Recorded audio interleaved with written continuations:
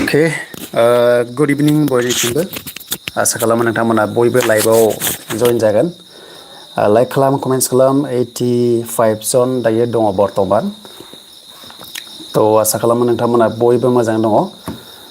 सोर सोर दङ नोंथांमोना लाइभआव मारै दङ गासिबो मोजां दङ ना मोजां दङ हेलो एवरीवन गुड इवनिं बयनिसिमबो आसा खालामो गासिबो नोंथांमोना मोजां दङ तो बयनिसिमबो हैप्पी लक्ष्मी फुजा गासैनिसिमबो हैप्पी लोखि फुजा जाहाथे नोंथांमोना मोजां मोजां लोखि लाबोनो हायो दिनैनिफ्राय न'आव नङा होमबा एन्ड बयनिसिमबो हैप्पी लक्ष्मी फुजा दा कमेन्ट्सआव दङ फार्स्टआव I am in the best मा होनदों गुड इवनिं ब्र गुड इवनिं एन्ड जमुना सरगयारि दङ गुड इवनिं आदा गुड इवनिं सिस्टार आं एसे फेसखौबो देखायदों दे नोंथांमोना फिसा नुनो हादों राइट साइड खनायाव सिम्पल ट्राइबेल हेलो रायलायगोन एन्ड गुड इवनिं बयनिसिमबो गासैनिसिमबो नाम मेनसन खालामनो हायाबाबो ना तो जियानो जा मारै दङ बयबो मोजां दङ ना बयबो मोजां दङ नङा होमबा अके तो आं स्क्रिनखौ एसे अफ खालामना लानि फर ग्रेडनि सायाव जों डिसकास खालामगोन बेनो जाबाय BTC साख्रि बेल' नङा आसामनिखौबो जों बाव रायलायगोन दा नायलांबाय था नोंथांमोना नायलांबाय थाबानो जाबाय बयबो एक्चुअली नार्भासाव दङ ना नार्भास ना बयबो नार्भासाव दं नामा एबा माने डिमटिभेट जाना दङ नामा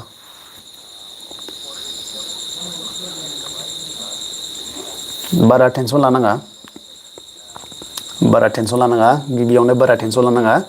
जायनाखि स्टुडेन्ट्स नोंथांमोना दायो लाइभआव दङ टेनसन लानाङा BTC साख्रिखौ लानानै टेनसन जादों गोबां नङा होमबा जागोन एसे एनैयाथ' जागोन दा टाइमा जोंहा मायाव दङमोन बेनो जाबाय दाखालि बावै इलेक्सन जोब्बाय दायो इलेक्सन जोब्बाय दा गाव गावनि फकासाव नोंथांमोना फैनांसिगोन माने बे इलेक्सना मोनसे टेम्परारि लं लास्टिं नङा मोनसे टेम्परारि दानो दं दानो गैया तो बेवहाय बांद्राय गोसो मोदोम जिउ होनानै टाइमखौ बारा दाहो जायनाखि इयुथ्स स्टुडेन्टसा आरो जायनाखि स्टुडेन्टस नोंथांमोना जोङो जोबनायथिं रायलायगोन साख्रिनि बागै दा फार्स्टआव मोनसे मेसेज होग्रोनो नागिरदों जायनाखि आंनि भिउवार्स नोंथांमोन बेनो जाहैबाय माने पलिटिकेला जोंहा दाखालि जोबना थांबाय इलेक्सना जोब्बाय रिजाल्टबो मोनबाय आरो गोदान सरकार फैबाय मस्ट वेलकाम ओमफ्राय दा खामानि जाहैबाय इयुथ्सनि थाखाय खामानि मावनाय दा पलिटिक्सखौ लानानै गोबां नांलाय खमलाय थांबाय आं सिगांनो बुंखादोंमोन जे जेनाखि जोंनि स्टुडेन्टस दङ पलिटिकेलाव बारा इनभल्भ जानाङा डाइरेक्टलि फिजिकेलि बिदि एसेबां माने स्टाफ नाङा खारन केरियार दानाय दायो टाइम गाव गावनि केरियार दानायाव फकास खालाम दायो नै ट्रेन्डिङा साख्रि गोबां साख्रि सोलिगासिनो दङ आरो गोदान गोदान एप्लाइ खालामगासिनो दङ गोदान पस्ट होगासिनो दङ दा फकास खालामनांगोन दा बेनो आरो आंनि फार्स्ट मेसेजआ दा बुजिबाय बुजिग्राफोरा जि नांलाय खमलाय जादों बेखौ दोनथ'दो दायो बेनि टाइम गैला पलिटिकेलाव एसे डिबेटआ जाखायो बाथ्रा दान्थेलायनाया बेखौ दोनदो ज्राब गारदो दायो टाइमा जाबाय गोदान रिफ्रेश खालामनाय गावखौनो गाव दानिया जोङो सावरायनोसै साख्रिया माने ससियेल मिडियायावथ' गोबां दामगासिनो दङ ना गोबां नुगासिनो दङ ससियेल मिडियायावहाय आरो खायसे खायसे डिमटिभेट खालामग्रा दङ खायसे माने फुरा डिमटिभेट खालामो सिं गावसोर माने नाजायो खिन्थु अडियेन्सखौहाय जेनोखि भिउवार्सफोरखौहाय माने डिमटिभेट खालामनानै एकदम माने लाइमोनफोरखौहाय माने गोसो गैयै खालामो साख्रिनि लाइनाव आरो खिन्थु बिदि जानाङा माखासे साफा सानै आं नुदों साफा सानै इउटुबार नुदों आङो जेरावनोखि आं बुंदों बैसोर बादिखौ नारखो बुदां होननानै माने गावसोरो मालायखौ डिमटिभेट खालामो गावसोरो माने सिङावहाय नाजायो आरो मोना होनो कारापसन बायदिसिना खोथाखौथ' बुंनाय आलादा खोथा बाट माने मोना होनो मा होनो बे बेलेग खिन्थु बिसोरबादि मानसिया इउथ्सखौनो माने गावनो कन्टेन्ट लाबोदों गावनो मटिभेसन होनो लाबोदों गावनो इउथनि थाखाय मोजां खामानि मावनो जुदि फैदोंब्ला मानो डिमटिभेट होनांगौ जाखो डिमटिभेट जाहोना ना माने ओरैबादि टेनसनाव दङ थ' गासैबो केन्सेल थांजोबसिगोन मोनानो साख्रि बिदि दा बुङो आरोना थ' जियानो जा बिसोर बायदिया जाबाय एकदम नारखो बुदां जायो नारखो बुदां आरो थ' आङो डाइरेक्टनि रावनिबो नाम लायाखै खिन्थु जायनाखि डिमट खालामनो हायो इउथ्सखौ ना थ' बिसोरो एकदम नारखो बुदां साइस आरो माने दा फैबाय जोङो मेन कन्टेन्टआव नुदों ससियेल मिडियायाव जों नुदों मिडियायाव जेनोखि सोंदोंमोन दानि बिटिआरनि चिफ एक्जिकिउटिभ मेम्बार बिथाङा बुंदों जे थांनाय बारनि सरकाराव इलिगेल जायनोखि किसु मानसिफ्रा माने साफा सानै माखासे मानसिफ्रा नट अल गासैखौबो होनाखै जुदि बिसोरो जुदि इलिगेलाव साख्रि लादोंबा बिसोरखौ मा रिभिउ खालामनानै केन्सेल खालामगोन बे बाथ्राखौ बुंदों बिथाङा बुङाखै जे माने गासैबो केन्सेल जागोन गासैखौबो केन्सेल खालामगोन बे बाथ्राखौ डाइरेक्ट बुङाखै गोदान गभर्नमेन्टनि जेनोखि नोजोर बे नोजोरा रिभिउ खालामगोन अभियासलि रिभिउखौ खालामखानांगोन नायबिजिरखानांगोन जे माब्रै जादों जायाखै माखासे डाटाखौ नांगौ जायो खारन दायो प्रेजेन्ट सरकारा बिसिनि रिक्सआव नालाय गभर्नमेन्ट दानाय खुंनाया दा बेखायनो एसे नायबिजिरनांगौ जायो आरो दा बेखौ जों बुंदों इलिगेल जायनोखि थांनाय बाराव साख्रि लादों थ' बिसोरखौ अभियासलि बोखारनांगौ बेथ' येस 100% बोखारनांगौ जुदि एभिडेन्स मोनोबा प्रुफ मोनोबा बेखौ जों बयबो लुबैदों नाथाय बे नङा जे माने गासैबो केन्सेल जागोन बेनि बाथ्रा बुङाखै आरो गोबां बुंगासिनो दङ थार्द ग्रेड आरो फर्थ टेटखौहाय केन्सेल जाबाय नामा जागोन नामा होननानै स' दासिम बिथां हाग्रामा मन्थ्रिया बेनि सायाव जेबो बाथ्रा होनाखै पेन्डिं थानायखौ केन्सेल खालामगोन आरो खालामा बेसेयाव दा जेबो बाथ्रा बुङाखै आरो जोंनि मोनथिनायाव दानि CSP बर्डआ दासिमबो भेलिडिटिया दङ अलमस्ट 2 इयार्सनि बारा दङ बेखौ जों सर्सआव मोनदों मानोना मोनसे टार्म्सआ 5 इयार्स थायो होनना खोनादों दा बेखायनो बिथांमोननि बडिया दाबो दङ आरो CSB मोनसे इन्डिपेन्डेन्ट बडि थ' बेखायनो सिलेक्सन प्रसेसा आंनि बुजिनायाव बा जोंनि सर्सआव मोननायाव बियो रिप्रसेस जागोनखौ जों खोनादों आरो रिप्रसेस थार्ड ग्रेड फर्थ ग्रेड आरो एक्सुवेलि फर्थ ग्रेडआ मेरिट लिस्टआव फैनांगौ नालाय बेयावथ' खुनु रिटेन एग्जामिनेसन गैया अनलि बाइबा टेस्टल'सो नालाय थ' बेखायनो माने बावहाय माने मेरिट लिस्टआ फैगोन आरो नाथाय एसे टाइम लागोन दा जों मिथिगौ अभारटेकिंआनो मैयासो जादों नङा होमबा अभारटेकिंआ मैया जादों दासिमबो डिपार्टमेन्ट वाइसआव EM होआखै माने मोनसे डिपार्टमेन्टनि मेन बसआ बेनो जाबाय EM थायो like example PNRD education agriculture दा बावथ' साख्रि ओंखारदों नालाय थ' बिसोरबो EM थागोन माने सासे मालिक थायो डिपार्टमेन्टआव बेनिफ्राय जइन्ट डाइरेक्टर थाबाय बेनिफ्राय डाइरेक्टर थाबाय बेनिफ्राय एसिस्टेन्ट डाइरेक्टर थाबाय बेनिफ्राय स्टाफ थाबाय बे टाइपनि जायो आरो दा अभारटेकिंखौथ' लाबाय नाथाय दासिमबो EMनि माने सोर मायाव मोनदों बेखौ दा फोसावाखै दा 16 जन थागोन EM इंक्लुडिं स्पिकार डिपुटि स्पिकार दा बे गासैबो माने जेब्ला साक्सेस जागोन दा होमबासो माने प्रसेसा लासै जागोन आरो गोबाङानो सानो जे माने केन्सेल जाबाय दासिम बिदि केन्सेल गैया दे आरो एसेबांबो दानि प्रेजेन्ट जेनोखि सरकार बिदि केन्सेल खालामनायखौ जों नुहुराखै खारन बिथांमोनाबो बुजिगौ बिथांमोनाबो इयुथ्सखौ बुजिगोन मानोना बाव थांनाय बारनि सरकारनिल' मानसि गैया जेनोखि क्वालिफाइड जाना दङ लेटेस्ट ग्रेड लेभेलाव बा फर्थ ग्रेड लेभेलाव बेखायनो जेनुइनबो दङ नालाय दा जेनुइनखौ बोरै दानजोबनो हानो थ' बेथ' राइट्स नङा दा बेखायनो जों जेनोखि आसा खालामो दानि गोदान सरकार थ' बिथांमोनाबो माने जोंनि इयुथ्स केरियार दानायखौ एसे नायगोन थांनाय बारा जि आसा खालामदों आरो दा बेखायनो जेबो नारभास जानाङा माने बिदि केन्सेलनि गासैबो पस्टखौनो केन्सेल जागोन बेखौ दासिम डिक्लेयार खालामाखै समजों लोगोसे गासैबो फैगोन दा मोनसेल' बाथ्रा आपकामिं बिराद जब फैगासिनो दङ बुहुत जब फैगासिनो दङ बेखौ लानानै जेनोखि दा डिमटिभेट खालामनो हागासिनो दङ ना थ' बिदि खालामनाङा एक्सुवेलि खालामनाङा माने इयुथ्सफ्रा ओरैनो बुहुत टेनसनाव दंखायो दा बिदि जुदि केन्सेल जागोन मागोन होननानै जुदि इयुथ्सआ जुदि नार्भास जानानै जेबो लेखाजों टाच थाया जुदि फरायाब्ला नेक्स्टआव जुदि साडेनलि जुदि एडमिट बा हयथ' जायोब्ला थ' जुदि स्टाडि गैयाबा मारै एग्जाम क्रेक खालामनो मारै एग्जाम पास खालामनो थ' बेखायनो आं रिकुवेस्ट खालामदों जायनाखि नारखो बुदां साइसनि कन्टेन्ट होगासिनो दङ थ' बिदि दाहो दा जियानो जा बेखिनि आरो आंनि बुंनांगौआ दा हप फर दा बेस्ट नेक्स्ट आपकामिं नैबे फुरा नैबे अक्ट'बराव रिप्रसेसा लास्ट सप्तानि गेजेराव जानाय चान्सखौ आं पार्सनेलि सानदों आरो खिन्थु नोंथांमोना मा सानो बेखौ मिथिया आंबो डाइरेक्ट 100% सियर बुंनो हाया जे माने रिप्रसेसा थाबनो जागोन होननानै नाथाय जों जिनिखि नुदोंना बे स्ट्राक्चारा माने रिप्रसेस जानायाव दङ आरो दा मोनसे एग्जाम्पल जुदि केन्सेल खालामबा गोबां माने स्ट्रागल खालामफिननांगौ जायो सासे फरायसाया पुरा एप्लाइ खालामफिननायाव कर्सआ थाङो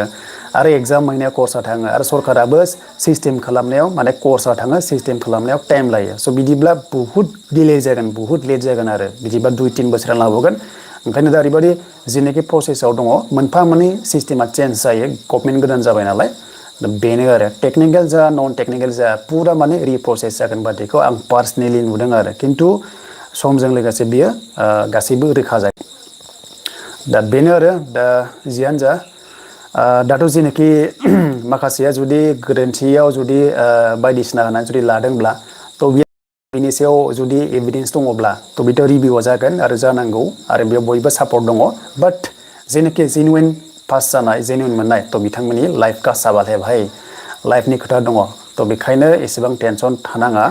आरो गोदान साख्रि फैगासिनो दङ जास्ट रिभिउआ जागोन येस 100% रिभिउआ जानांगौ जों बेयाव बयबो सापर्ट दङ दे बेखौ दोननानै जोङो आसामनि खोथा सावरायबा नैबे 10 तारिखआव एडिआरइ पस्टनि रिजाल्टखौ होगोन बेनो जाबाय थार्ड ग्रेड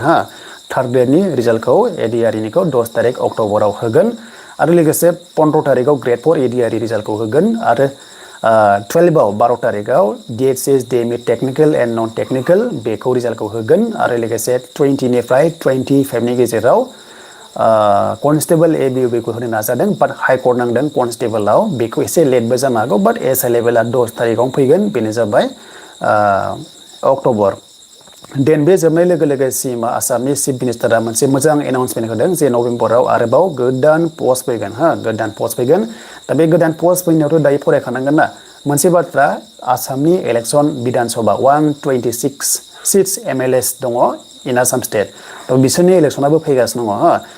एप्रिल मान्थआव जागोन एन्ड मार्चआव एमसिसि नांगोन जेराव मडेल कड अफ कन्डाक्ट होनना बुंनाय जायो दा बिनि सिगां बिथांमोनाबो अलमस्ट 15,000 प्लास टारगेट दङ साख्रि होनाय आसाम पुलिस एडिआरइ 3.0 डिएचएस डिएमइ बेनिफ्राय जिटि पिजिटि आरो डिडाब्लिउ फैनाय चान्सआ दंबावो इनक्लुडिं एपिडिसिएल पिएनआरडि थ' बिनि थाखाय फकास खालामनांगोन ना दा बे फकास भाषानि नारखौ बुदांफ्रा मा होनो साख्रि मोना उमुक थुमुक जायो होननानै आरे भाई मटिभेट खालामनांगौ स्टुडेन्टसफोरखौ डिमटिभेट खालामनाङा दा बेखौ जों माने बारे बुंगासिनो दङ आरो दा जियानो जादोला फकास खालामनांगोन नेक्स्ट लेभेलाव फकास खालाम पलिटिक्सआव बारा दाहाब स्टुडेन्टस लेभेला अलमस्ट जायनाखि पुरा केरियार जुदि जबजों जुदि जानो फैदोंब्ला पलिटिकेलाव बारा दाहाब ओरैबायदि टाइम लस जायो माथा आरो दा बेनो दिनैनि दसे लाइभ स्ट्रिमाव बेखिनिखौ आं नोंथांमोनजों शेयार खालामबाय पार्सनेलि अपिनियनबो होबाय आरो केन्सेल जागोननि खोथाखौ दा बिखायाव लाथ' दायो बिदि इसेबां माने गैथ'वा खिन्थु रिभिउआ जागोन येस 100% रिभिउआ जागोन एन्ड लास्टलि गभर्नमेन्ट स्किमनि हिसाबै गोबां कन्ट्रभार्सि जादों दायो जाहैबाय माने गभर्नमेन्ट स्किमाथ' 7 तारिखआव माने गाबोन अल आसामाव अरुनदया हाबगोन बिनिफ्राय सेकखौबो होगासिनो दङ बेनो जाबाय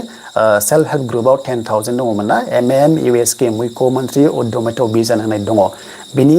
रलखौ लादोंमोन एसआरएलएम केडारफ्रा बेखौ नायदोंमोन नायबिजिरनाय हाबाफारिखौ थ' बियो आसामना माने सेक रानगासिनो दं मैयाबो ना दाखालिबो रानदोंमोन दा बिटिसिआवहाय दा बेखौबो लेट जागोन नामा माने बेफोरनि बाथ्रा दासिम माने रोखा फैयाखै दे अरुनदयखौथ' बिटिसिआव दायो मोनथ'ला माखासे प्रसेस जागोन आरो प्रसेसनि गेजेरजों जागोन आरो बे नङा जे माने टटेलि बन्द जाथारबाय बेखौबो डाइरेक्टलि बुङाखै खिन्थु एसे लेट जागोन आरो माखासे टेक्निकेल बा माखासे प्रसेसनि गेजेरजों बेयो जागोन बेखिनि देन बेनिफ्राय पिएम किसाना मोनसे सेन्ट्रेल फान्ड जाहैबाय डाइरेक्ट सेन्ट्रेल आरो अरुनदयानो जा बे स्टेटनि फाइनेन्सियेलि सापर्टखौ सोर हरो बेनो जाबाय गभर्नमेन्टआ सेन्ट्रेल गभर्नमेन्टआ बे आरो अके देन बेखिनि दा बेनो आई होप गोदान सरकारा जाहाथे मोजां खामानि मावगोन आरो मावथों इउथ्सनि थाखाय गोदोनि जुग नंला दा बयबो माने चेन्ज जाबाय बयबो गोरों जाबाय दा बे साफा सानै रोङिफ्रासो बे नारखो बुदां साइसनासो माने फुरा लांबाय थायो वान साइड लाङो आरो दानि जुगावहाय वान साइड बिदि बांद्राय दाला नेगेटिभ दाला दा बयजोंबो गोरोबना थानांगोन टाइमजों गोरोबनांगोन सिटुएसनजों गोरोबनांगोन दा बेनो बयनिसिमबो हेपि लक्ष्मी फुजा आसा खालामो नोंथांमोना बयबो माने मोजां जि धोरोमानो जाया मानो जेनोखि गाव गाबागाव नोंथांमोना धोरोमावबो गोसो होनांगोन एन्ड बेनिफ्राय दिनै जेनोखि लक्ष्मि फुजा फालियो नोंथांमोनाबो जाहाथे मोजां मोजां फालिदो आरो आंबो फुजा नायनो थांगासिनो दङ दसे समनि उनावनो बारा डिमटिभेट दाजा टेनसन गैया फकास खालाम केरियार दानांगौ साख्रि लानांगौ येस एन्जय खालामनांगौ आरो बेनो दिनैनि थाखाय ससे लाइफ स्ट्रिमा एन्ड नेक्स्टआव लोगो मोनगोन नेक्स्टआव मोजां रायलायगोन एन्ड बेनिफ्राय आं सानो नैबे अक्ट'बरनि गेजेर सप्तायाव मोजां खबर फैगोन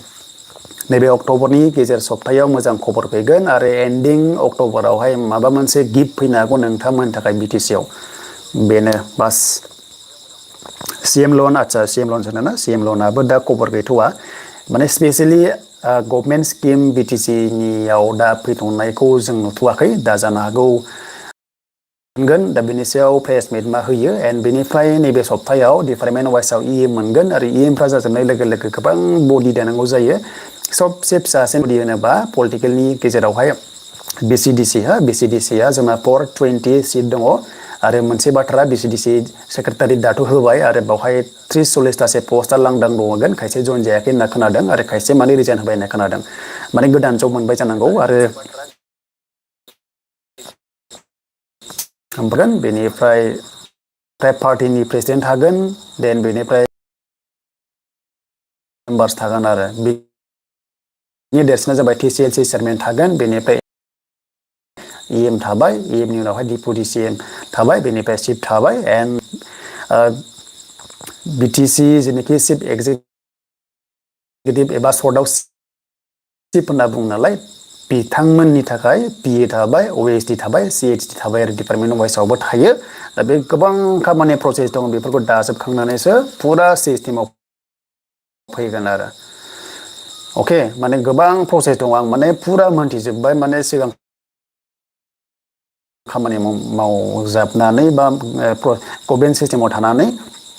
माने बेबादि थायो आरो एभ्रि डिपार्टमेन्टआव OSD थागोन बेनिफ्राय CHD थागोन आरो गोबां रोखोमनि थायो माखासे बेखिनि बेनो अके देन जाय बड'आ जोब इनफ' अफिसियेल बेखिनि बेनो अके देन जाय बड'आ जोब इनफ' अफिसियेल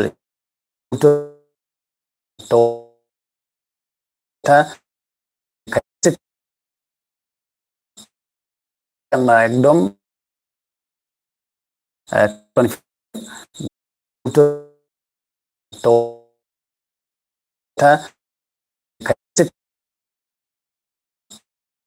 आंना एकदम दा बेनि